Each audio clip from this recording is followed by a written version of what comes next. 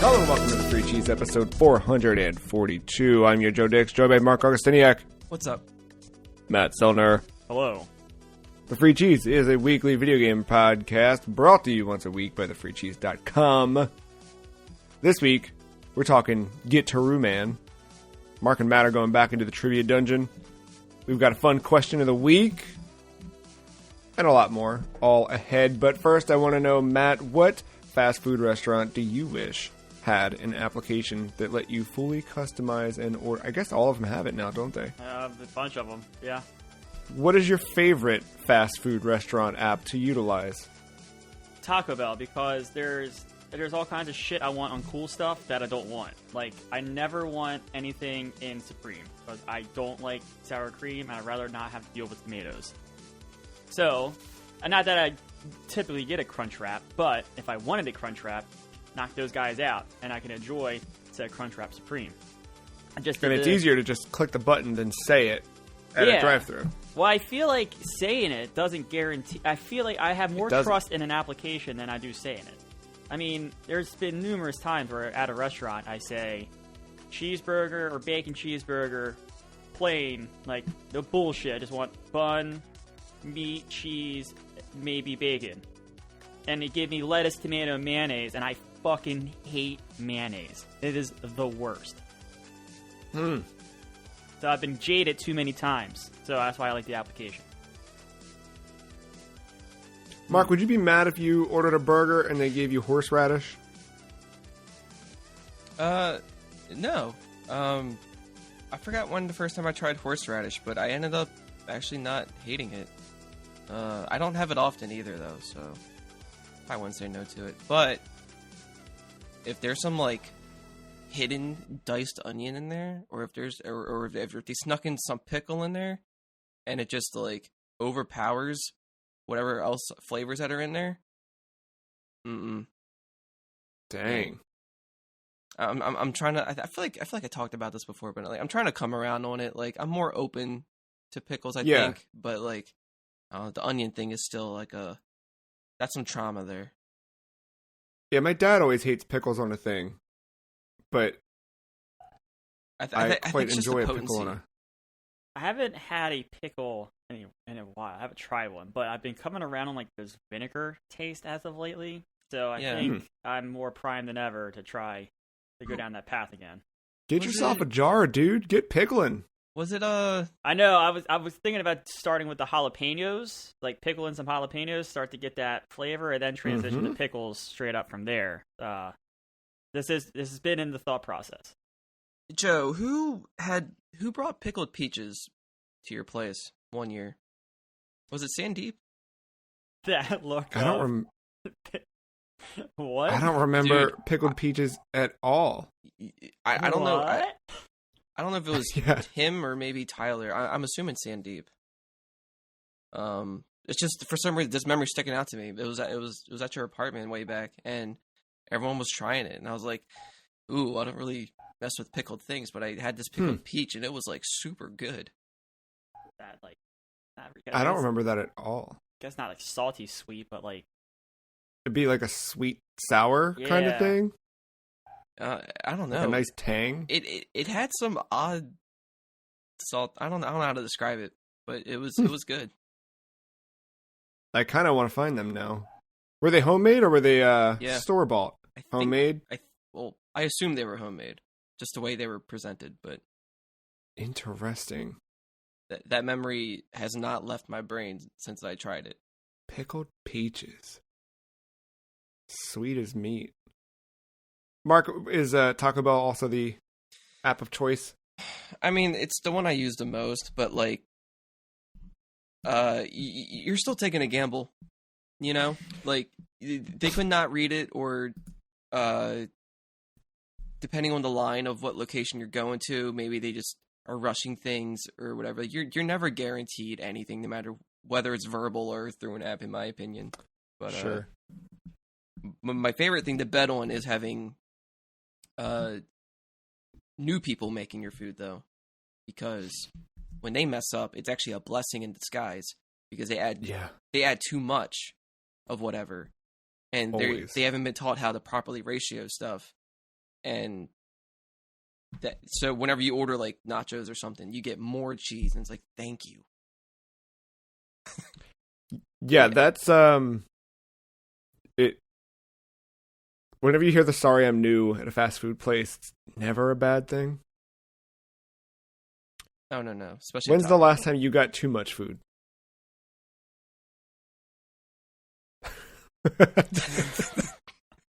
Why? Well, by accident. Well, sorry that you didn't pay for. that'd be fairly recent when I used said app, and driving home, and I thought I fixed the glitch of ordering 3 Crunchwrap Supreme meals, and by the time I picked it up through the drive-through, I have 3 meals in my bag that I'm not going to tell them, hey, this was a mistake, because, well, it's all 3 meals in hand, 3 drinks in lap, right? This was yes, I have a whole drink tray in my lap driving home, like, what the fuck am I doing? I'm just like, my brain is fried at this point. Like, I had 4 hours of sleep, and then went into work, and then coming home, I was like, I just want Taco Bell. And then they're like, pops up on the screen for a second. Here's 3 Taco Bells. Yeah, here's $33 of food, you idiot. So now I have 2 Crunchwraps in my fridge, and 2 extra Baja Blast that I'm not gonna drink. It's just gonna sit there. You're ready to party. I don't know. I don't drink soda that much, So it's like... You're gonna experience a real sugar high today. Yeah. I might crash during the episode. Stay tuned, kids.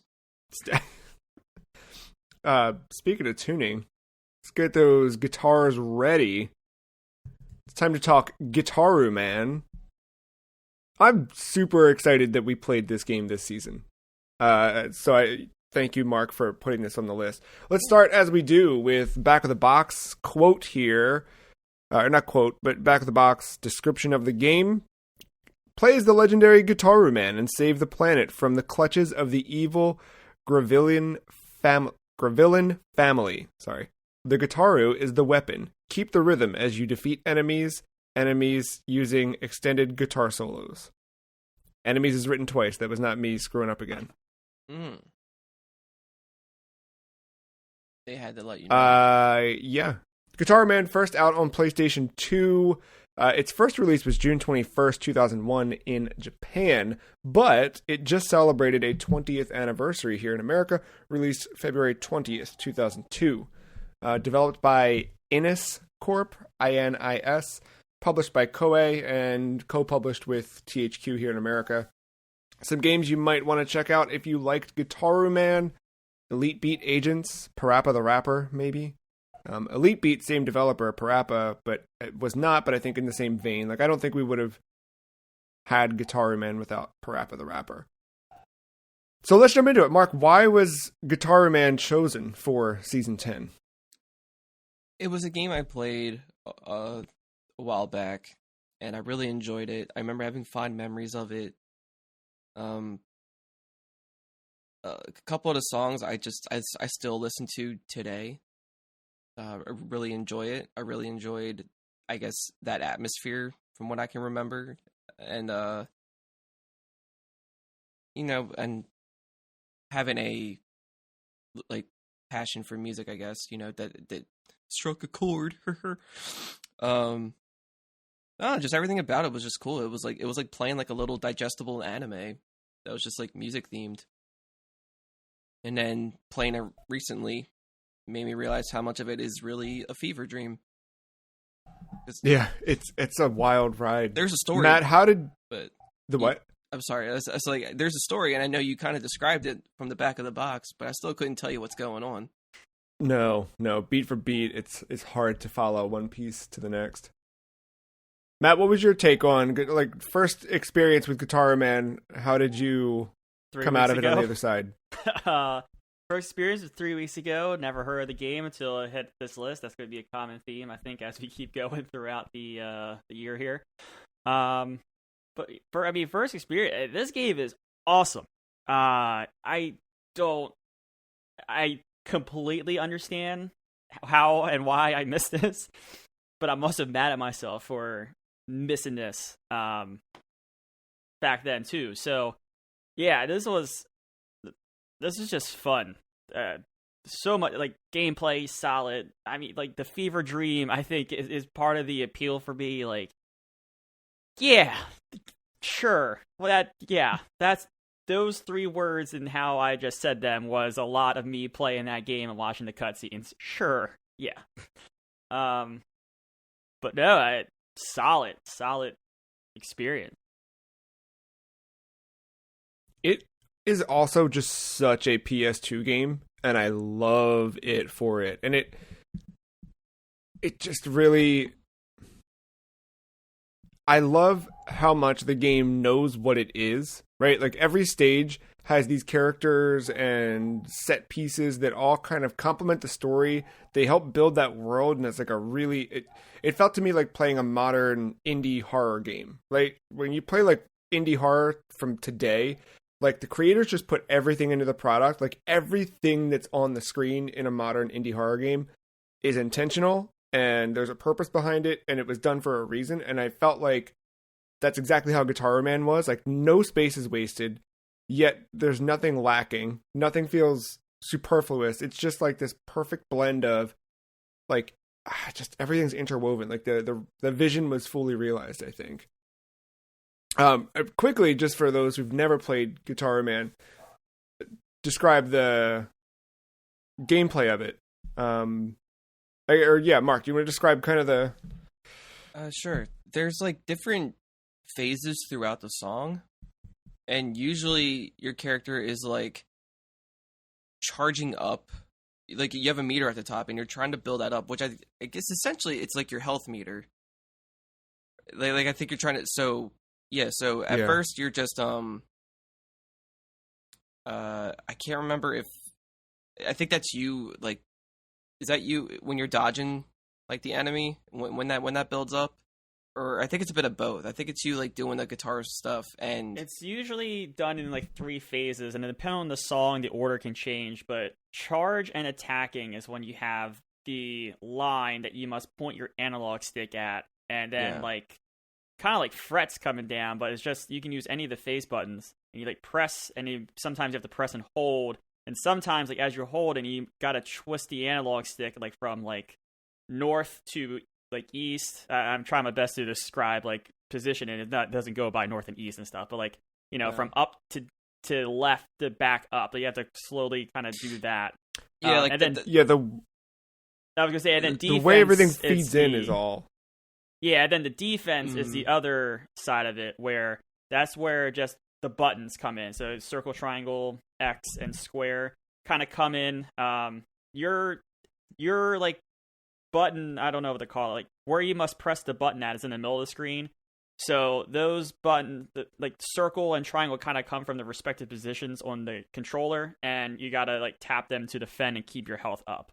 But yeah, same thing. Everything kind of comes in from outside of the screen. Like, even the offensive part where you're moving the analog stick to match it, like, it is this kind of long snake that comes in, but it comes in from a direction, and you kind of just point your analog stick in that direction on the screen, press a button in time as it enters the center of the screen.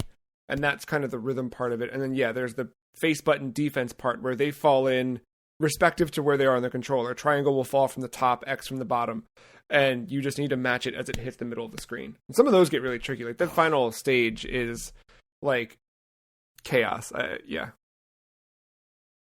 But it's I think, a unique approach to a rhythm game. Like, I can't think of another... I've played a good bit now at this point between different ones on mobile, some arcade stuff here and there. I don't think I've played a rhythm game that was quite with this. I think Theater Rhythm by Final Fantasy Theater Rhythm. There's a Dragon Quest one. I think those kind of have a similar thing with the analog stick where you're, like, kind of like, it's not the same because you're not, like, addressing it as it approaches you. You're just kind of, like, moving in time with it. But I don't know. It did not feel like playing a guitar, but it did feel like you were interacting with something rhythmically. It was a fun, I think, gameplay approach. Oh, yeah, definitely. Did you guys have a favorite song or favorite stage? My favorite will always be probably the easiest one, and it's the the legendary theme acoustic. It is a really good. It's the one where he's playing for the I forget her name on the island, right? Yeah. Yeah, that moment just stands out a lot in that game because it's like the one like moment where there's not just pure chaos happening in every stage. And they made that tough. Yeah, they made that tough too because that was the one that like a lot of like you hold in the button, but like as you hold it in, you're like rotating your analog stick along with the line coming from the outside. So it was actually a decent challenge with it too, despite it being a slower song. Yeah, they did that well. Did you have a favorite song outside of that one, Matt? Or stage? I can't remember one that stands out. I kind of played this in two parts, and I'm having issues remembering my first part of the first 7 stages that I played through like a few weeks ago. But no, definitely that island one sticks out. And like the harder ones, I think stick out as like a favorite because they reminded me so much of like peak Guitar Hero 3, where you're doing the battles against like Slash and Tom Morello and what ends up being the devil at the end of that game. Like there was just it's something, especially with the difficulties, I think in like 7 and 8, like they get so tough. Like I almost wanted to start humming "The Devil Went Down to Georgia" in the back of my head because it was bringing me back to that rough period of like a week or so trying to finally bring down that asshole in Guitar Hero 3. So yeah, I think those harder stages stick with me just because of memories of Guitar Hero 3. Yeah, and that challenge to overcome. I really liked the giant enemy crab because you can't not have a game without one. I like the other good one was Mojo King B. Yeah. I didn't like that one the first time around because like I was bad and I had to keep restarting it, so it's like, but I actually grew to like that one a lot.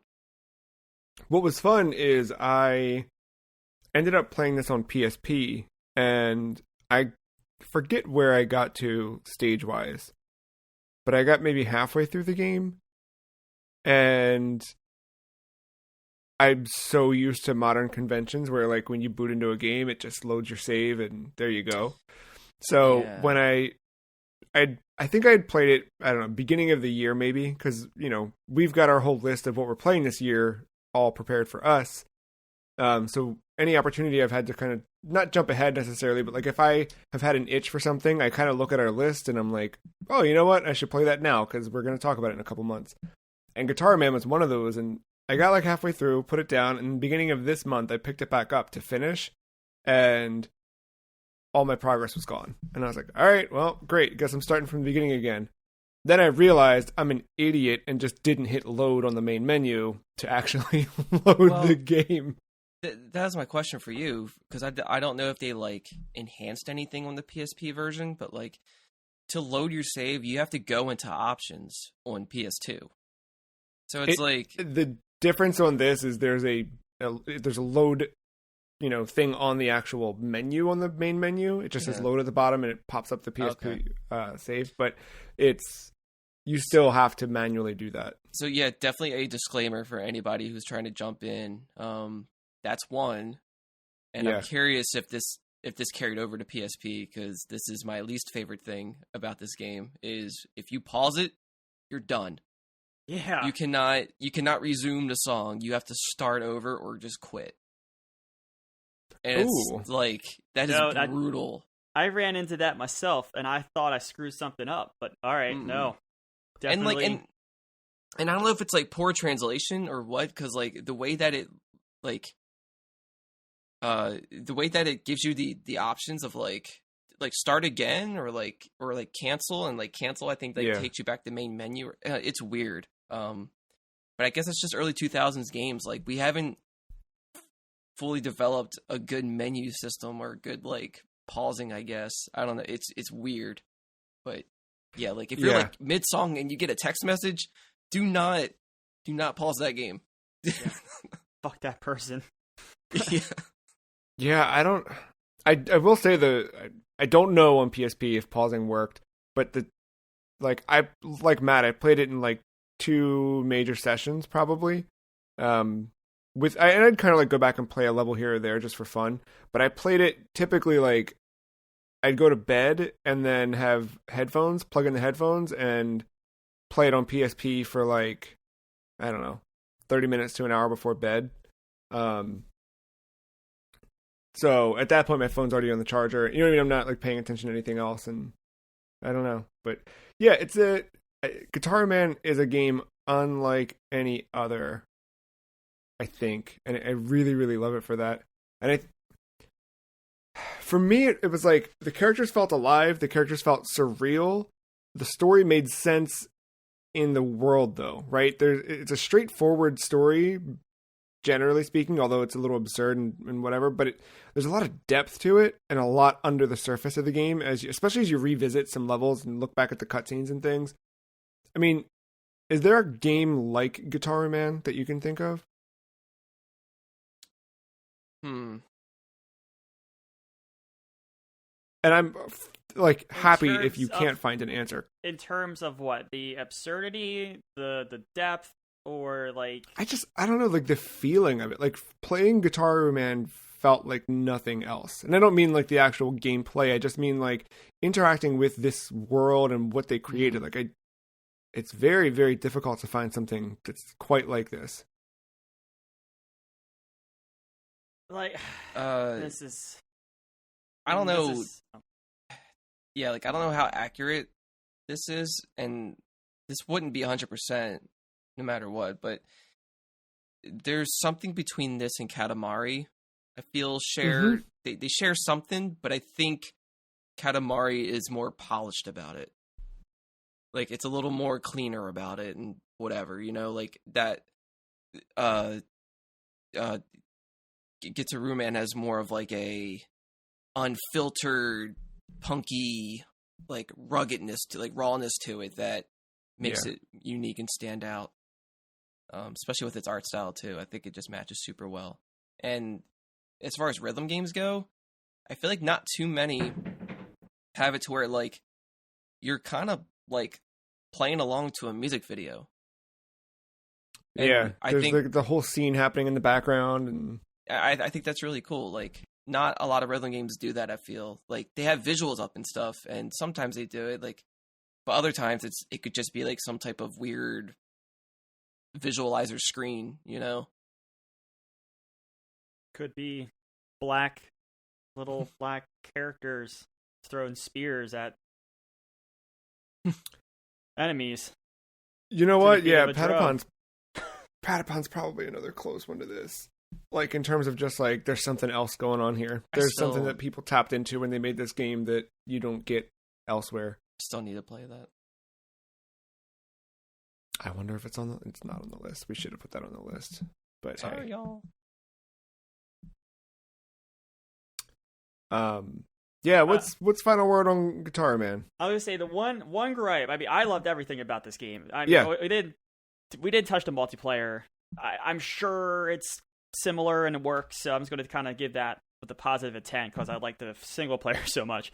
The only gripe, the long session is not possible without my hands falling off. It hurt because I did try on PS2 and that hurt. PSP, especially on PSP Go, was way worse. That's the only, like, this game is probably beatable in like 1 2 to 3 hour session. If like you're somewhat decent, you're picking up on it. Even with a few fails, probably 2 to 3 hours. But man, good luck to how you're going to feel the rest of the week and your potential carpal tunnel and arthritis you just gave yourself, because it is brutal in the hands after a few songs, especially those later ones. Yeah, like I feel there's always going to be some type of obstacle for the player when it comes to rhythm games, and a lot of it's going to be subjective based. I feel like I love the variety of music this game offers, but at the same time, you're gonna get some songs that you just are not gonna care for, or or like some rhythm parts aren't going to make sense as the way that you think it will. Like it's not going to go to the beat of the music or something. It's going to like throw in some weird sound effects here and there, and you just got to be on your toes about it. But I think the payoff is worth it. It's definitely a digestible game, so you're not going to like worry about sinking about too much time into it. So with that, I think that's more incentivizing to get a full experience of it. Yeah, that's good. I forgot about like the genre change up, but I think it does kind of dip into different areas, and there were ones where I was like, all right, I don't care for this song. But yeah, I think the other part that surprised me negatively was the random spike in difficulty with the ship. The skeleton ship. It was just like stage 7. Is that what it was? Oh my god! Just like, what? Where did this come from? Like that was the first time because the rest of them I think I got first clear, no big deal, yay. That one was like I had to try it again and again, and I finally got through it, and I was like, oh my, what a nightmare.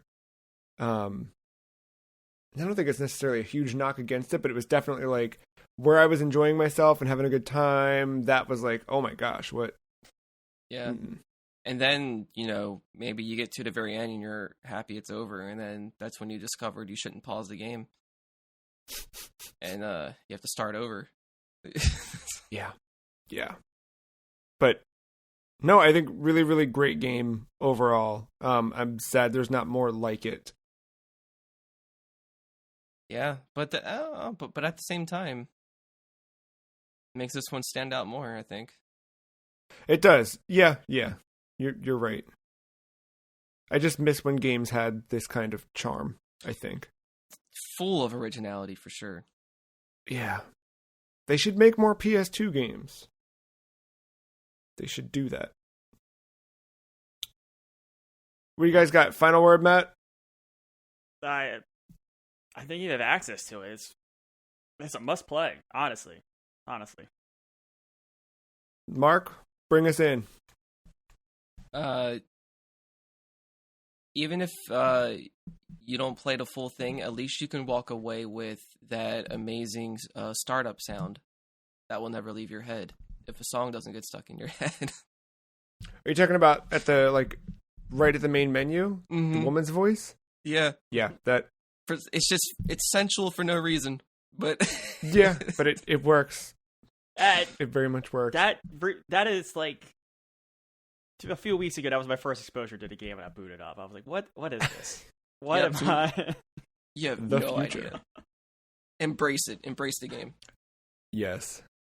Well, while there was never a proper sequel to Gitaroo Man, we are going to build a proper sequel to Gitaroo Man. Using the magic of randomization, we will generate some video game titles that have never been spoken. We're going to attach it to Gitaroo Man and see what a sequel might offer us. Matt, do you have our randomization tool at the ready? I sure do. We're going to go ahead. We're going to make 5 titles and see which one makes the most sense here for Gitaroo Man. Right. Number 1. Distinguished City Episode 1. So it's Distinguished City Episode 1. Okay. The Great Bomberman Competition. Number 3. Sensual Tricycle Castle. Okay. Might make sense with Our Lady. Who knows? Return of Rainbow Orchestra. Whoa. Strong contender. Yeah. And then our last, and probably not least, The Muppets Leisure Suit King. Oh, we have the winner. So The Muppets Leisure Suit King. We said Gitaroo Man, not Keelyman, right? The Muppets Leisure Suit what? King. K-I-N-G, okay. Also known as the company that was just acquired by Xbox. All right. Oh man. While I would love to see Gitaroo Man in Bomberman, I don't think that one makes sense. But it's cool to like visualize Bomberman done in this art style. I don't think they're that far apart. Yeah. Even for the Muppets, like picturing the Muppets in a Gitaroo Man style, that'd be so cool. Yeah. Can, like Electric Mayhem, just being all stylized like that. See, but you have the Leisure Suit part in there too, and then that I don't know if that's pulling from Leisure Suit Larry or if it's more of a. It's just a Leisure Suit. It's just Kermit in a Leisure Suit. and a silencer. Yeah. Distinguished City Episode 1. I could see that if a Gitaroo Man came back, it could be an episodic game, right? Because you'd want to add songs to it, sell songs, etc. So Episode 1, you could start off there. I could see this working out, and Distinguished City would be like a nice opening level. It also just sounds like a stage within the game, not so much a title. Yeah. Sensual Tricycle Castle. I don't know what you're doing with a tricycle here. That's the problem. So, this is the solution. I think the game's just weird enough that like a castle could be built where everyone in it rides tricycles. And there's a whole tricycle theme. You have to defeat like the 3 main tricycle captains or something within the castle. And sensual, although it's a very suggestive word, I wonder if we translate that back into Japanese, if there's something, because I feel like sometimes certain things like that will come over in translation that end up like sounding a certain way to us, but the original, synonym for it in Japanese might be a little less sexualized. I think where this name makes the most sense is not with the 2. It's a Gitaroo Man spin-off, Gitaroo Man : Sensual Tricycle Castle, and we try to build some kind of weird rhythm-based carter. Rhythm-based what? Kart, like racer. I said carter, but kart racer. Oh, yeah, I like that. I don't know the mechanics. I don't know if it's something like, what's that game? Shit, what's that dungeon crawler to the rhythm? They had the Zelda spin-off. Crypt of the Necrodancer. Yeah. I don't know if it's some kind of like hitting the gas pedal to a rhythm like that. So. I do that while driving in real life sometimes. Yeah, it's important. It helps you. I will like lightly. And then I hit the see pedal. Like a cool track that like so small that it needs 7 laps, and it's just mass chaos all around the track because by lap 5 there's bananas and shells. Of course, we would have Gitaroo Man power-ups, but you just kind of go around and around and around 7 times in the mass chaos while lapping other carters.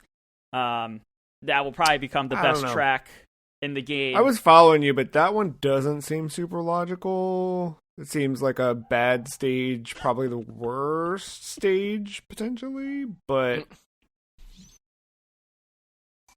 No, I could see Sensual Tricycle Castle as a spin-off kart racer. You've got a good roster of characters. I think just from this game alone, you wouldn't even need to create new characters. You could have a solid roster of racers. Like that giant crab is just a character. Like, you meet Bowser character, giant crab character. And like make one of them just like the random people in the plaza in the background. Like they weren't actually fleshed out, but there's a whole story to them that they witnessed the great battle between U1 and whoever. So, is it Return of Rainbow Orchestra? Is that the actual sequel here? That's the most proper 2. Yeah, it fills into the lore. There was maybe no Rainbow Orchestra, but the champion of Gitaroo Man has spurred the return of this dark, but not so dark, and I think that even feeds into the whole dumb fever dream that this game is, where it's a rainbow, but it could be the worst of the worst enemies for Gitaroo Man. Yeah, I think, yeah. Yeah, and the fact that it's an orchestra. Yeah, and I think the orchestra will allow co-op as a new mode, and then you have like a double guitar or a guitar bass. You know, kind of however you want to do that per se. But yeah, I think that just the game alone offers so many gameplay mechanics in a proper sequel. Yeah, Rainbow Orchestra sounds like a true enemy organization that you're going up against, and you're just like taking down different sections of it until you get down to like the composer, or maestro, whatever. Oh my god! What if we put the Nemesis system in this game? That damn flute player. You take out the flute player, but then the fucking secondary flute player kills you, becomes the main flute, and it has these special characteristics where you can't use star power. Oh my god! He started as a piccolo player, upgraded the flute. Why are we using the Nemesis system more, people? Best mechanic in video games. Because they patented it, dude. Well, license that shit. Fair. No, you could do something. You just couldn't call it. It's men system. Yeah, that's the one. Yeah, I think that one makes the most sense. Gitaroo Man 2: Return of Rainbow Orchestra. There's a lot of color in that I can see in a lot of different ways. It's time for a segment called Shopping for Somebody Else. This is where we've got some special scenarios where someone was gifted the wrong console or gaming peripheral, and we need to help them figure out what to play on it. Or maybe they just kind of have preferences, but they don't know what to do next. So we've got some stories to help them out. We're going to kind of volley back and forth here. I'll start with Lauren. Lauren is very much into Bionicle and spent his teenage years writing Bionicle fan fiction. A big part of the Bionicle forums, but there's no sign of a return. How do we help Lauren? What game is out there now that Lauren could get into? Refresh my... Didn't Bionicles get weird where they were from the past? Kinda. So, they kind of went all over the place. Like, there's a lot of lore and legend there, and then there's some that go into the future, and it's all over the place, man. I'm gonna... I don't know how well this is. I'm gonna say Horizon Zero Dawn. I'm just gonna feel that's a good answer. That game mixes its time periods. It's absurd. They make sense of it in the story, of course. It's absurd where tribal but very technical, and I feel like some of the cooler Bionicles could have pieces where you wear them down by battling them, or you're a good guy Bionicle taking on the bad guy Bionicles in the Rainbow Orchestra, and then taking out the flute player, only to be then taken out by the secondary flute player, who then becomes the main flute player with special characteristics you can't use in battle anymore. Sounds familiar. I'm actually stuck between 2 or 3 choices. But I guess I'm gonna go with, I don't know, my gut answer was Gotcha Force. To fully embrace Bionicle, I mean, we have the lore and everything. And there's kind of lore to Gotcha Force. It's shallow, but it's there. But I'm thinking of just you do play as these mechanical creatures that can fight and what have you, and I think there's some fun to be had there. But if you really want to embrace some lore, I'm going to say Sonic Adventure, because Bionicle mainly took place on an island, and each of those characters represented a different faction and element. And as you're playing through Sonic Adventure, you're going through different elemental biomes or what have you. So you kind of get a taste of every little thing, you know, like, oh, you want some fire? You have a volcano stage. You want some ice? You have a whole snowboarding stage. You want, you know, you can run on wind. You know, there's a little bit of everything in there. I like that answer. I hadn't thought of an answer before this, but Warframe, because I feel like both Bionicle and Warframe have very dedicated fan bases, and anybody outside of that who tries to get into it, it's very difficult to understand what the heck's going on, but people that are into it swear it's so good and you're going to love it. I think Warframe's the answer. Plus, all of the... Yeah, you get real weird. I feel like Warframe's the natural evolution of Bionicle. Wow. Now, what's our next friend we need to help out? All right. Kyle. Kyle had a decision to make. Horizon or Elden Ring? He probably picked wrong by choosing Horizon. Now he doesn't have the funds to get Elden Ring, and he has the itch to play another Soulsborne game, of course. He's played all the keys from soft games, your Souls and Bloodborne and Sekiro. But what should he look for that may be in the same gameplay style, but maybe a little bit older, or something you see frequently popping up on sale that you can get on the cheap that's not $60?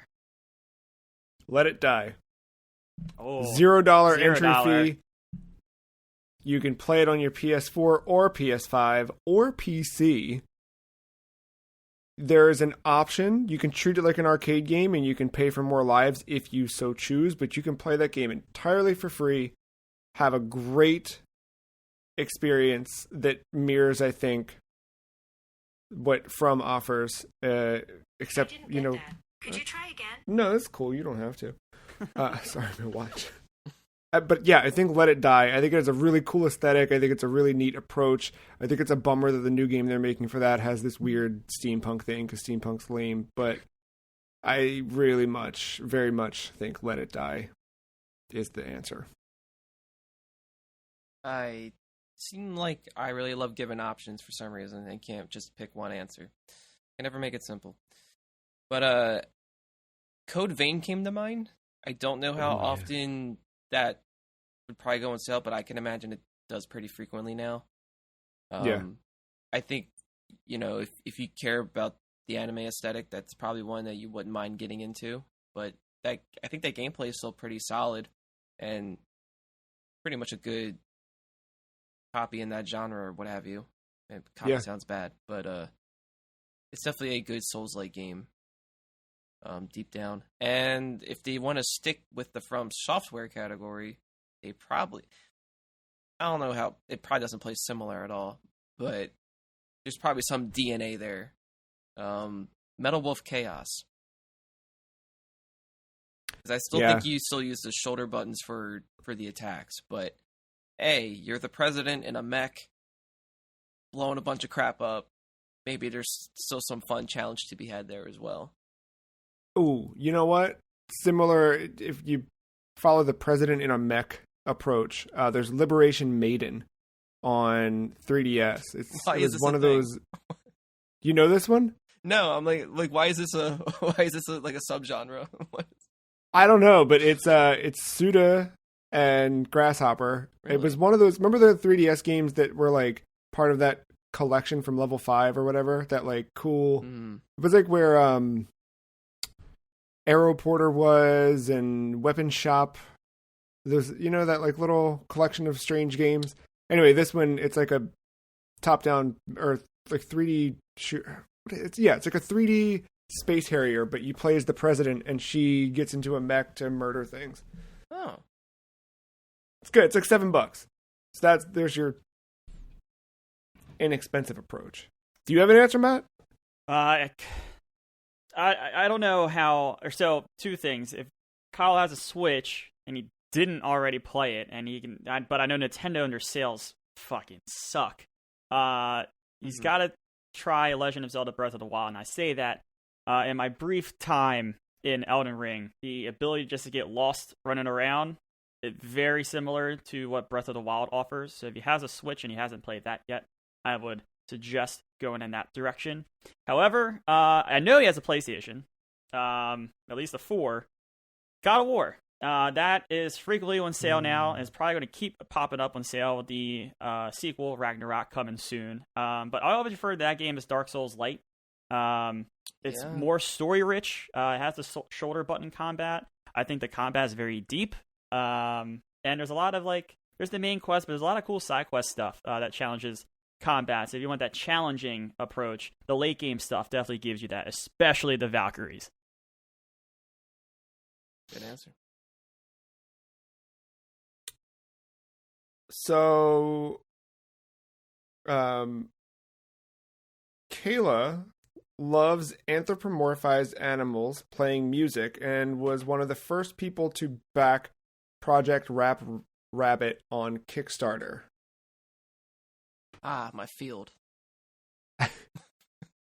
With Gitaroo Man on the brain, what can we recommend to Kayla looking for something since Project Rabbit never happened?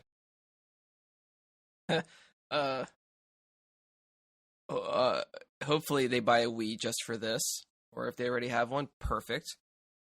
Or Wii U, whatever. Samba de Amigo. Aha. Boom. Look at that. Yeah, I have one answer for once. I should pick that up, actually. You got your anthropomorphic character. It's a Sega property, so you know it's going to be good. Yeah. And then you just shake maracas the whole time. You get maraca attachments for your Wiimote. How cool is that? Yeah, I need to dig up. I need to see what eBay listings are out there for this one. Matt, you got anything in the anthropomorphized animal? I can't think of anything fun like that. My first guess is Patapon. If you say a rhythm game or you back a rhythm game, at least try Patapon. It's slightly different. It's a little bit more RPG than just rhythm game, but I think there's something there for anyone who's a fan of rhythm games. But other than that, I don't know. There's that I can never remember it, but the drumming game. It's the controller with the two. Taiko no Tatsujin? Yeah. Or Donkey Konga? No, the other one. Taiko no Tatsujin? Yeah. I think there's... Yeah, that one's... I don't think it has your anamorphic characters, but... You could probably dress up your drum to look like one. Perfect. Yeah, if you get it on Switch, you can dress it up to look like Kirby and stuff. So traffic code. Maybe Vib Ribbon? Sean Layden's Vib Ribbon. Also developed by Innes, who made Gitaroo Man. But, Vib Ribbon plays the rabbit, kind of hopping along the rhythm line. And I was never good at Vib Ribbon when trying it, but it seems very cool. And if you play on original hardware, actually, I think if you play on PS3 also you can do this. If you buy it through the PlayStation Store, you can put your CDs in to generate music. I think on PS3 you'd actually be putting in what's it called? MP3 files. But yeah, that was the original hook on the PS1 version. Or hey, if you've got a Mister, that PlayStation Core is pretty much at full maturity at this point, so you can do all sorts of fun, weird stuff with it now. Vib Ribbon. How to Jammer Lammy. Yeah, that's a good one too. I never played that one. I never went back to that one. I never tried it, but like that, and I can't believe I didn't think of Donkey Konga immediately. But Samba's is still a good answer. I beat myself up on that. Matt, who else can we help? All right. So actually, funny enough, Kyle's younger brother, Gary, probably made a correct decision in buying Elden Ring, but kind of has an itch for something like Horizon between Elden Ring depths. What's something you could potentially buy that's a bit cheaper? That's age or frequent sales. That's kind of in that Horizon action adventure RPG Ubisoft checklist. There's so much, but I can't think of one. Yeah, I know. I feel like every game.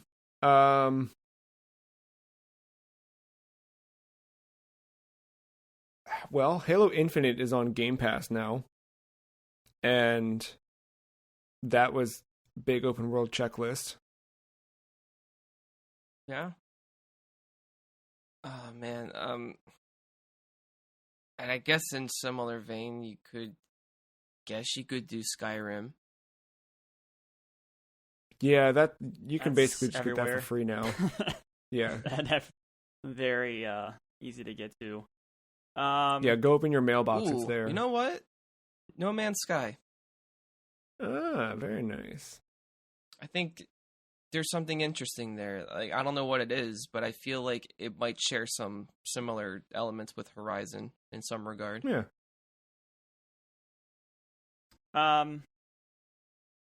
I just because of the combat and the gameplay of Horizon, maybe this is where you steer someone towards Monster Hunter.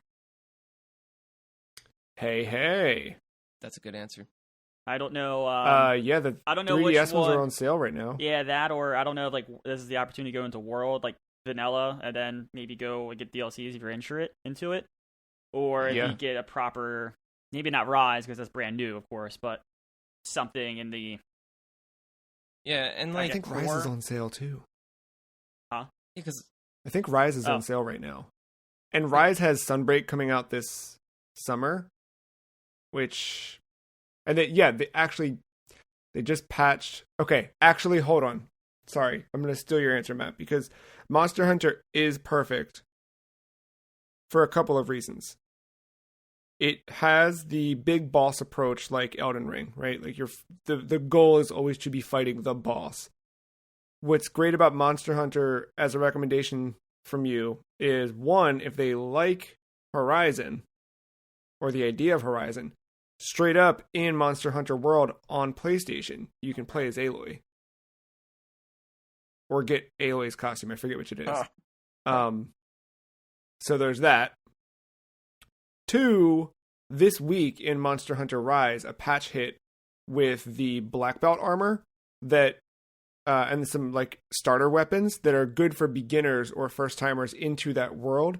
So you can kind of quickly level up and get through the main story quest ahead of Rise this summer when it hits.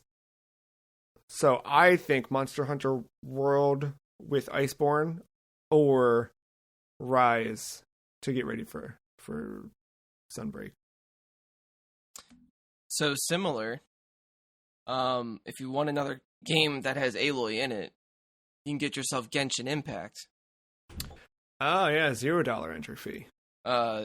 Your adventurer rank needs to be at least level 20 first. So that's also how you unlock. That's kind of like everything up until 20 is kind of like tutorial-ish kind of thing. You can kind of, whatever, get through it.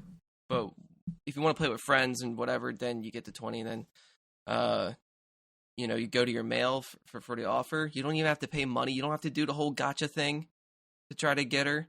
Boom, she's just right there. She's a little on the short side, which is weird. But, like... Hey, if you want a different style of her, there you go. Open world game. Pretty good. Boom. I've got one more here from Terry. Terry finished Pokemon Legends Arceus and thought it was just a little too easy. What game would you recommend? They really liked the character customization and enjoyed exploring the lands to see which Pokemon would appear throughout the day.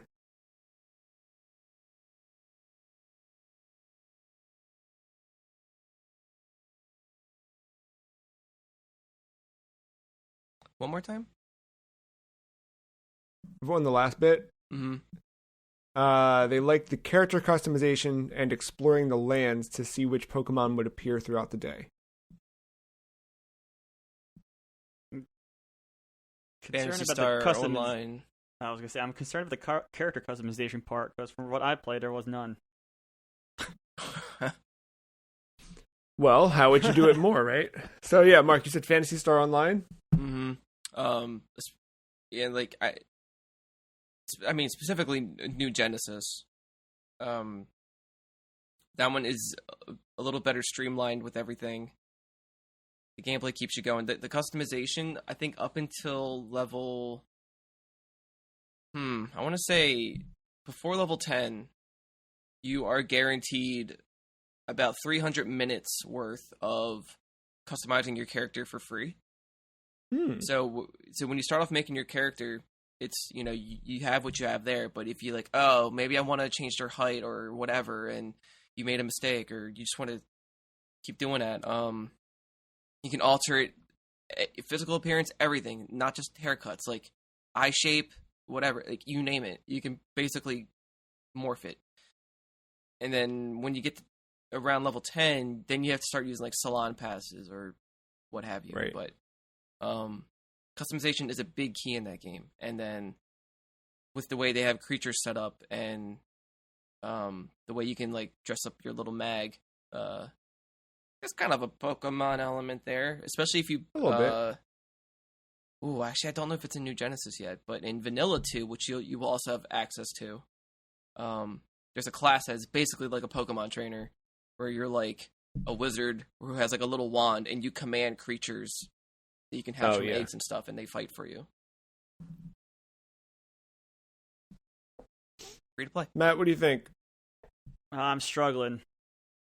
I mean, if you want the exact opposite of easy, and you want the same level of customization, Shin Megami Tensei 5. Yeah. That is definitely not easy, for sure. No. It has the collectathon stuff, and it's 5 plays like Arceus, where you're seeing the demons around, and you can approach them, and you just won't be able to throw a Pokeball at them like you can in Arceus. You have to battle and then convince them to come. Right. There's different mechanics there, but in terms of that's a good answer. The customization thing, though, is throwing me off. I can't think of a game that has at least somewhat of a level of customization plus the collectathon thing. Well, you kind of said it before. I would recommend Monster Hunter Rise. Okay. Straight up. Yeah. Rise specifically is the one where when you load into the map, you are in the map, where previous Monster Hunters, traveling between areas, the map was sectioned off in numbers, and you needed to load into each numbered area, so it kind of slowed down the thing, where the maps are wide open, you just wander in. Character customization is the name of the game.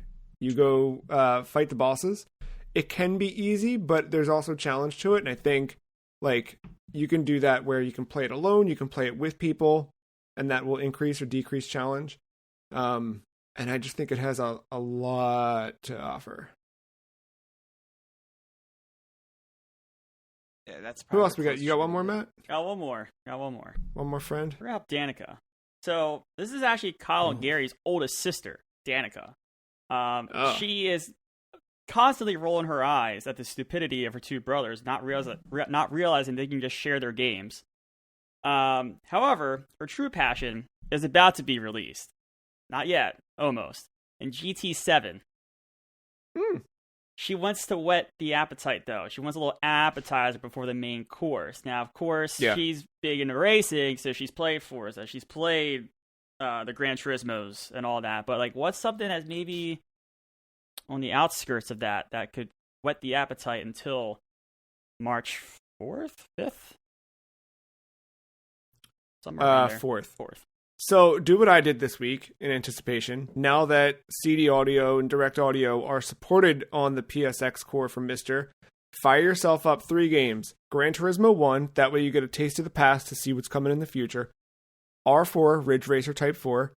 You can't go wrong with that. The music is rock solid. Ridge Racer is, Ridge Racer. And number 3, Wipeout 3. Specifically because I just saw a cool magazine cover this week that had Wipeout 3 on it. And that game's pretty good for the PlayStation. I'm going to take a slightly weird approach and suggest a game where you have some pretty wide open tracks.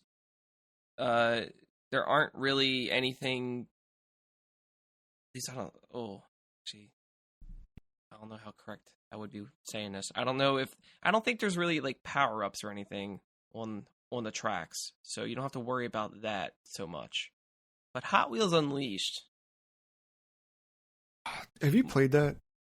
I've watched a lot of it Man, I really want to get it. Like, I'm just waiting on the right sale to hit, and I'm going to buy that, because it's also, like, I think they've got native builds for next-gen consoles. With like, it just looks like a clean, fun game, you know? Like, yeah, I know. I just don't want to spend $70 on it or whatever the heck it is, full price. I think it's 40. I'd pay $40 for it. At least from what I saw last. But yeah, no, that one. I mean, it's not a simulator for sure. One would argue it's a Hot Wheels simulator. Sure, but even though it does play very differently from a GT, maybe it's good to have that contrasting comparison thing, you know? And yeah, man, I think so. Maybe if you're not a total fan of it, maybe it'll make you appreciate the other side of it way more, or vice versa. Who knows? Changing your mind, Danica. Pick the shark car. I was gonna say I was gonna say Trackmania. Oh, Trackmania is good. Trackmania is like the perfect blend of these obscure, weird levels that you can find with the most absurd server details if you really go looking for them. But each track is about nailing your line and braking and accelerate at the right time to shave off those hundredths of seconds on your lap time, be first on the leaderboard. So I think that's like the perfect like arcade simulation based racer. I was like, that one's free to play too, right? Yes, kind of. I mean, you can do some stuff, yeah. To get into the servers, that costs money, but right. I think like the regular just tracks are free, like the ones for that season or whatever. Okay. Dude, so that Hot Wheels game is currently on sale for $30, down from $60. Look at that. Gosh. Leading the way. Do I pull a Danica and buy it this week instead of waiting? Well, I'm definitely getting GT7 next week, but yeah. Pretty good. Pretty good recommendations for everybody. If you are curious or if you've got find yourself in a quandary, don't know what game to play next, podcast@thefreecheese.com is a place where you can write and ask, and we will help you out. We've got a quick roundtable question for the week, tying right into Gitaroo Man. A lot of pop songs have a tendency to change keys during the final bridge into the final chorus. What games have changed their flavor just before the ending and done it well? So, I have 2-ish answers, I think. First one, I guess the first one's kind of debatable. Because it more just changes on the end versus, like, right before it, I think. Mm-hmm. But Halo, specifically 3 and Halo Reach. Oh, yeah. Reach just because the way you just go out and that, I thought was really cool and very impactful in a way. And Halo 3, even though I think 1 did it as well, but, like, just the whole, like, driving segment and just trying to escape is just unlike anything else in those games. Yeah, as the floor falls beneath you, and yeah. Like I know, like, obviously you're still playing Halo, but it doesn't feel like Halo anymore at that point. It's just like you're not even like first person mode. You're not shooting really unless you're like a second player, like on the gunner or something, you know, or you happen to fall out of the Warthog for any random reason because of physics. Yeah, it's a totally different game feel too. Yeah, it's just super climactic at that point. Yeah. But my real answer is Red Dead Redemption. There's a certain point in the game where, I mean, I know you're talking one. You're talking one, right? Okay, say it. You're fine. No, I'm not going to say it. That game's been out for like 25 years at this point. Just say it. It's fine. Look, we didn't spoil Gitaroo Man, really, right? Well, true. Right? What's there to spoil? I don't even know what happened. The story. I don't even know what happened. I didn't talk about a certain song coming back as being a major point in that story.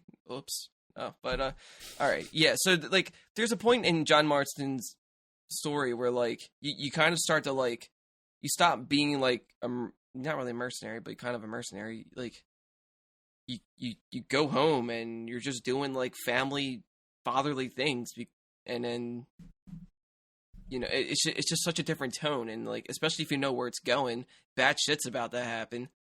So it just makes that moment way more impactful, and the way that he just takes on everything when he gets surrounded and fights it. It's just that whole moment. It's just so different from the rest of the game, even though the whole rest of the game you could play almost however you want to play it, right? Like it's no like set way to do everything. So it's weird for in a game where you can do whatever you want. This you could still technically do whatever you want, but I don't know. There's just something different about it. It hits different. The whole tone and everything just shifts, and it's just like, all right, this moment out of everything else in the game, everyone's going to remember almost the same way.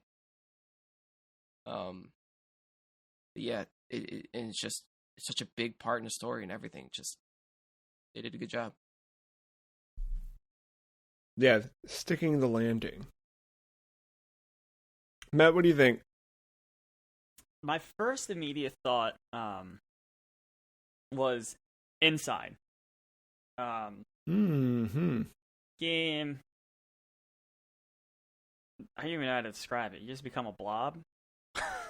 Yeah. Like, you're just an average person running around like you would in Limbo, or don't they have another one? Maybe not. All right, maybe not. Like you are like in Limbo. They're working on another one. Running around. It's like 2D platform-based puzzle mechanics. There's not really any combat. More like hiding from combat, using your surroundings to fight. But in that game, you don't platform in the nearly the same exact way. You take on your enemies kind of more head-on, I think, if I remember correctly. And then the game just kind of ends on that note. I mean, it sticks with the Inside name because of the way that ends, but yeah, that was just very weird. No, that's very much a key change for sure. And then I have one more. The very, very, very end of Metal Gear Solid 4. I mean, that game is played in a specific way all throughout, even all the boss battles and stuff, but you get to the climactic boss battle of the series, everything up, besides Peace Walker and 5, of course, at this point.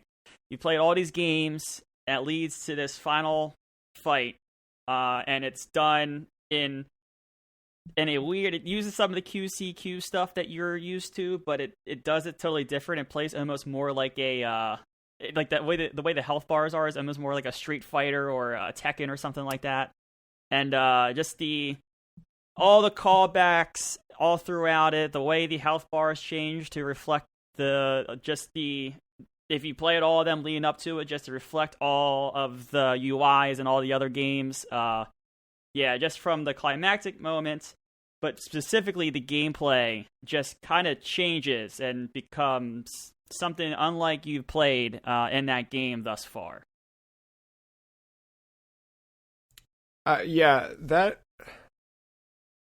The ones that come to mind for me in a similar vein are all by Platinum, but like Astral Chain was the first one that came to mind, not because I think you get wholly different by the end, but there is like a significant, like, by the time you get to the end of Astral Chain, you do feel different and I think more confident in your skill set. I think Bayonetta is another one that I think Bayonetta and Bayonetta 2, by the end of them, like there are some like different gameplay moments. But there is like a chapter in Bayonetta where it's just straight up Space Harrier. It's not quite at the end, but it is just kind of like it feels like a key change for that game. But really, Nier Automata is like the epitome of this, where I think it does play out like a song in so many ways when you get through the E ending and everything, I think, for sure. Oh, man, I just thought of another one. It's not going to be as good as that answer for sure, but this will always stand out to me. And Splinter Cell Conviction. Not even the single player portion. The multiplayer, yeah. Mm-hmm. Yeah, so like the co-op where you're just two spies just working together, you know? And then you get to the last mission, and only on your headset do you get told that you have to take out your partner. It's so good. And then playing with a friend, you both are quiet. You're not saying well, at least with my experience, we didn't say a thing to each other. But we're just on this ship just trying to find each other. And it's like, this is nerve-wracking because you don't know if they actually are trying to find you or what. And the whole time I'm playing with my friend, I'm calling his name. He's not saying anything. I'm like, oh my God, this is awful. This is so awful right now. Why are we doing this? Why is this? This isn't co-op anymore. And then I go by a railing and he just grabs me from the rail and throws me over the stairs and I break my neck. I was like, wow. All that friendship. Because you've completed it without murdering each other? I don't know. I never had that chance to like. It probably wouldn't give you the option. Yeah. But yeah, I never really had that chance to try because I got yeeted off the stairway with no hesitation. Friend had no remorse. I was like, oh my God. So, yeah, like definitely a shift. It is time yet again for Mark and Matt to head into the trivia dungeon. You guys made it pretty far last time through that one big room, and you've kind of found yourselves in a corner, ready to press on ahead. So you're in quadrant A1. Would you like to press into quadrant A2? I mean, I think that was our previous goal, right? Yeah, we're heading into new territory. Right. And we got that garlic, and we got that diamond, or chaos emerald, what have you. Yep, you have garlic and whatever that weird gem is. Let's go ahead and see what awaits you in A2. A key! Oh. You guys got one key. All right. Would you like to continue on to A3 or work your way backwards? Is there a name to this key, or is it just a key? Let's take a look at our little guide here. You found a key. Use it to unlock a yellow door. Okay. Oh, okay. I thought... How hilarious would it be to get to A3? We need to use this key. It was like, what's the point? Oh, man. Would you like to continue to A3? Yeah, may as well, right? Yeah. Fill out this grid. It looks like you'll need to answer a question in order to press forward. Which game in the Ganbare Goemon series was first to release in North America? Ooh, you dirty. I didn't brush up on my Goemon. In the US, I'm gonna say Mystical Ninja for Super Nintendo. Bingo, bingo, bingo! The Legend of the Mystical Ninja for the Super Nintendo Entertainment System. That brings you guys to A3. And there is vampires. You'll need to answer 2 questions to defeat them, unless you have garlic to scare them off. Bash them with the gem. No effect. Well, if we just lost the gem, trying to bash him. I mean, we achieved... Look, I am a pro at Elden Ring in the 3 hours I played and stuck on one boss already for an hour and a half of it. Use the items at your disposal to get rid of the boss, so... Garlic. I was gonna say, you know what? Why don't we just have it as like a trophy, just taunt them, like, I don't even need this to defeat you. I just have it here just to show that you know, that I just have it. Like, I don't need it. Yeah, but we don't have... We'll use it. We don't have the proper weapons to kill them, I don't think. you have a key, you put it between your fingers, and you just go right for the eye or the jugular, you know? Like, just... But it's a yellow key. It's not a wooden key or a stake of some kind. Yeah, so I think they're going to come back around regardless, so I may as well just shoo them away and All right, yeah, see what happens. You can take the garlic and shove it down their throat, I guess. Building the wall of garlic. Don't do what I do in any RPG where I save all my items until I realize I couldn't use them and I have 99 of something. Well, you know what, Matt? If we die in this dungeon of hunger, I'm going to bring this moment up. Well, that's when you can eat the gem. So you've got, at this point, you've basically got to backtrack to where the monster was, which would put you at F4. You are now without garlic, but you do have one yellow key, and you have this gem that may be handy later. At this point, you can move right. I know that what you're seeing is this red door, but that was just, letting you know it was a monster room. But you are free to move in any direction, down to F5 if you'd prefer, or right to G4. Let's watch some TV, Mark. Voting G4? Yeah. Ooh, looks like we've got the beginning of a new room where you can move up to G3 or down to G5. I'm thinking G5. Matt, G5? Fine by me. It looks like we have to answer a trivia question to make our way forward. Which year did EA number the Madden game by its number in the series rather than the year of its release? Whoa. Wait, I think I... Say that one more time.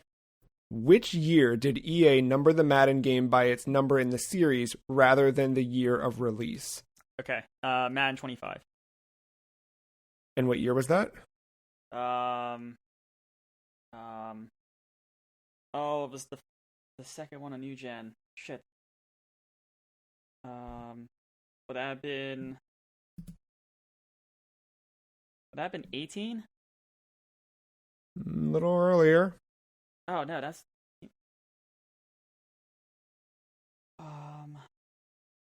There was 25 of them before that? Yeah, it was an anniversary. Yeah, and Adrian Peterson was on the cover. I'm trying to remember our cover athletes. Not 11. Was it? Was it? Was it 8? 08? No, 09. It's sooner than that.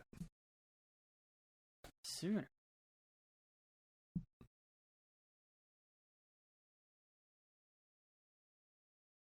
Can we rub the gem and a genie comes out and gives us an answer?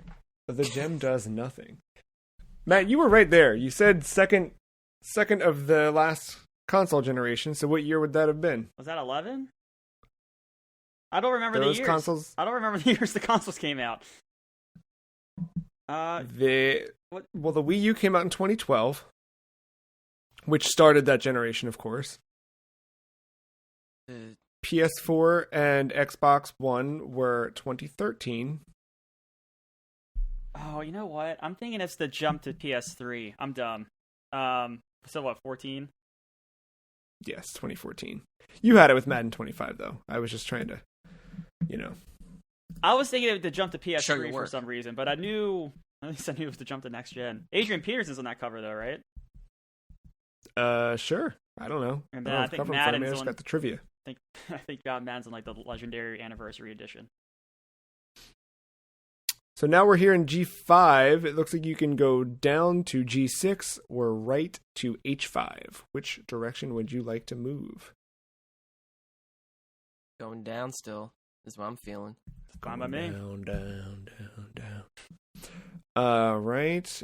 We need a trivia question to mark to make it to this section. Let's see how we do here. The PlayStation 2 ceased production on January 4th, 2013, with over 155 million units sold. What was the last commercial game released for the system in North America?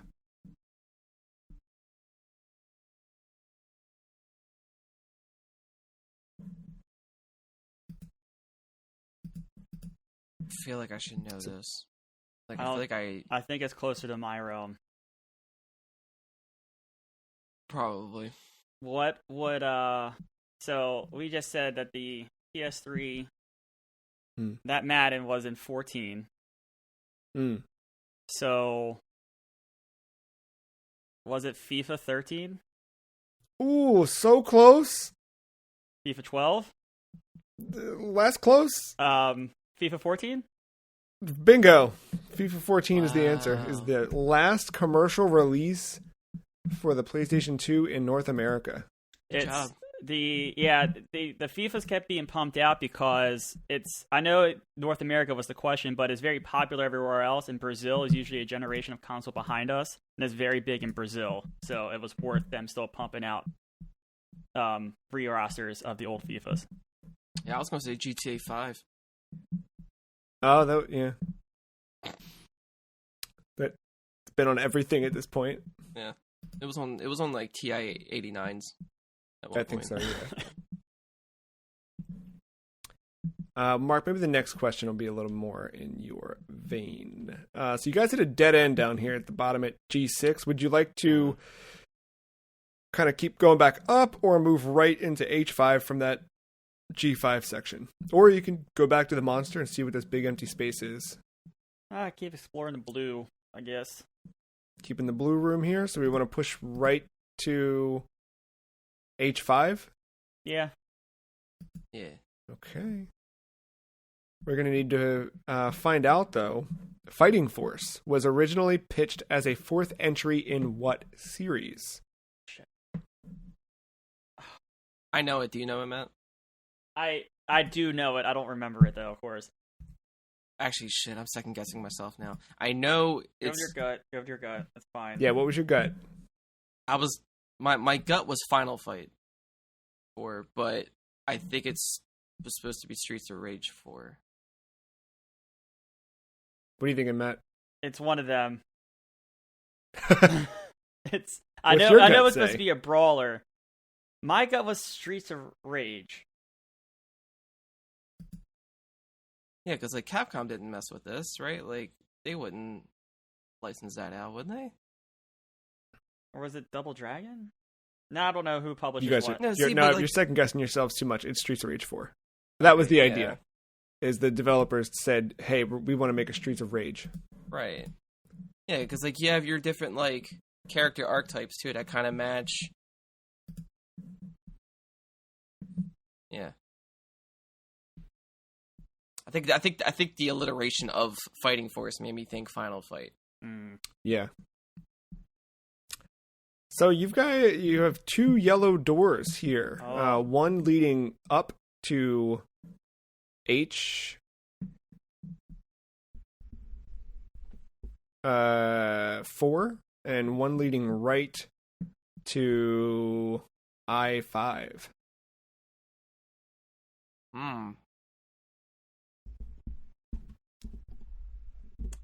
Feel like going right for some reason. It's fine with me.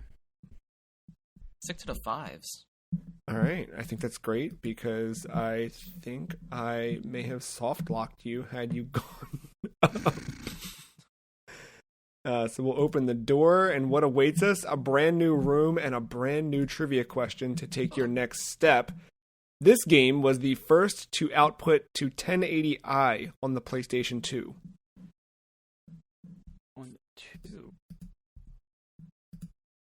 I know. Didn't know PlayStation 2 could go out to 1080i, did you? No. I will say that it's a quite advanced title by developers that help to push technology forward quite a bit.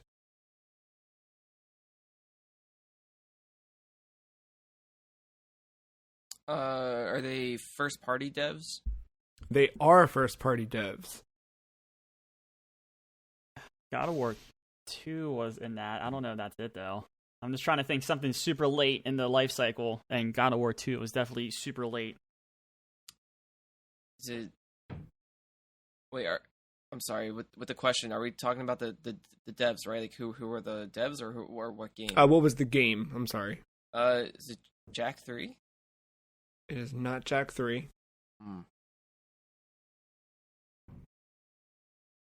Is it a Ratchet and Clank game? It is not a Ratchet and Clank game. God of War 2? It is not God of War 2. Gran Turismo? Yeah. I don't It know. is Gran Turismo. Yeah. Any guess at which one? 3 was early, right? So it would have been 4? I guess 4 is an option. Gran Turismo 4. That's your Good answer. job. Let's see. 1, 2, 3, 4, 5. Guys, want to do one more step? Bring us to the end here? Yeah, sure. You can keep continuing into this room here in the bottom corner. You can venture backwards, whatever you'd like to do. J5. J5, bring it home. Core Design Limited is best known for creating this video game series. Ah, crap. Sounds like a company that would make JRPGs. I'm going to let you sweat a little bit here in the dungeon, and I'll start giving you some hints. I feel like I just saw Core Design pop up. Did you? I feel like I did. I don't know. I don't know what I would have been playing, though.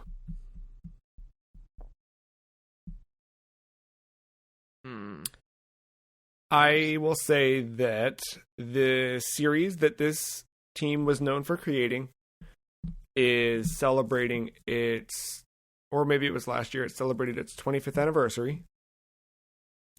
The property is now under different ownership and more closely associated with a different company, but Core Design Limited was the originators.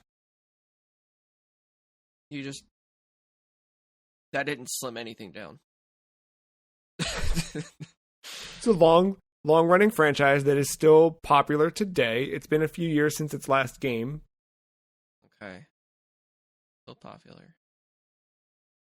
It has gone through a few reboots at this point. 2 reboots?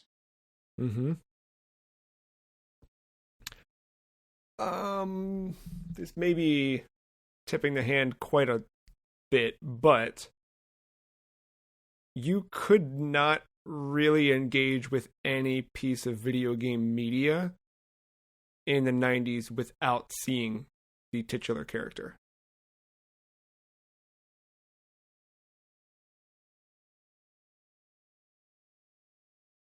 Bubsy? A little Bubsy. No, not Bubsy. Because that did get rebooted a couple times, despite that being a jokey answer. Okay, let me rephrase. The reboots for this series have all been mostly favorable. Okay.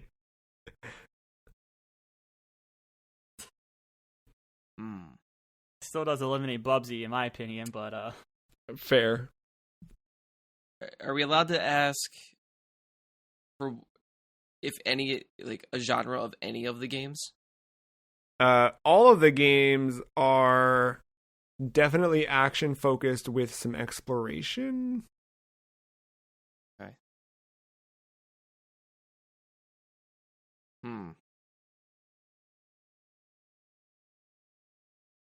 This is tougher than I thought. I knew this would be hard. The 90s characters, plus their dog. Yeah.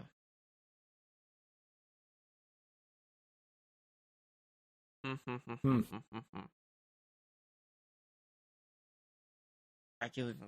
just drawing blanks. Yeah, I'm trying to think of the logo for design. It sounds so familiar. Debuted on the 3DO, I believe.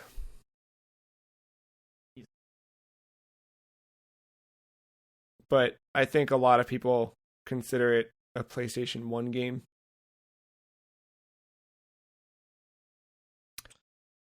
Also on Saturn. I'm double checking myself on that 3DO tip right there.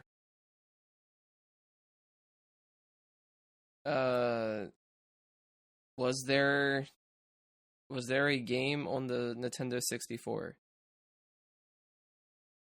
Ugh. Not according to Wikipedia. Okay. Yeah. Never mind. You said favorable anyway. I was thinking Duke Nukem. Yeah, and it turns out no 3DO port. I don't know where I got 3DO from. My apologies. I will say the original game was on Sega Saturn first. Shortly after, MS-DOS and PlayStation, followed by macOS, Pocket PC, the N-Gage, an iOS, and an Android port are the final two. Oh, is it Tomb Raider? It is Tomb Raider. What? I know why I saw it recently. Okay. It started on Sega Saturn? I mean, it was like very close to day and date. It was a Saturn launch on 25th October 1996 in Europe. Here in America, it launched on PlayStation and Saturn on the 14th November 96. So it was same release, but yeah, technically debuted on the Saturn. I never knew they were on Saturn. Wow. Yeah, Tomb Raider is actually one of the games right now that's giving the Mr. PlayStation Core some trouble. Fun fact. Well, it gave people trouble when it first came out, so. True.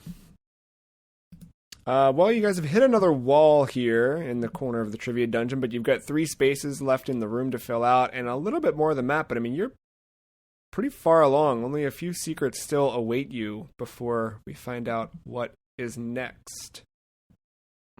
We'll be back in a couple weeks with the trivia dungeon, but now it is time to rank Gitaroo Man against the rest of the list. If you want to follow along with the list, you can find it over on thefreecheese.com/the list. This is difficult. I don't quite know where the list or where Gitaroo Man ends up on the list.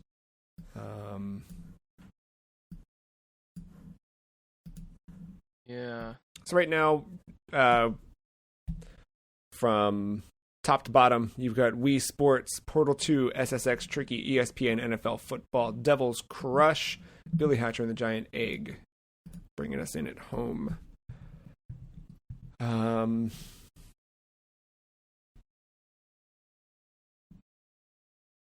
Matt, where are you leaning? 3. 3. Below Portal, above SSX? Yes. Mark, what was your gut? Very conflicting with my words. So, I don't hate this game, but I would put it below Devil's Crush. Whoa, wow. Huh. That was my gut, but I think before that I had it below SSX. Okay. I should say after, but yeah, I was right between SSX and ESPN. So Matt's got it a little higher. Mark, your initial gut had it lower. I'm okay with it being higher. I'm totally okay with it being higher. I was just saying that was just my gut reaction. But sure. this one's tricky. So it's definitely either above or below tricky. I think that's what we're coming down to. All right. I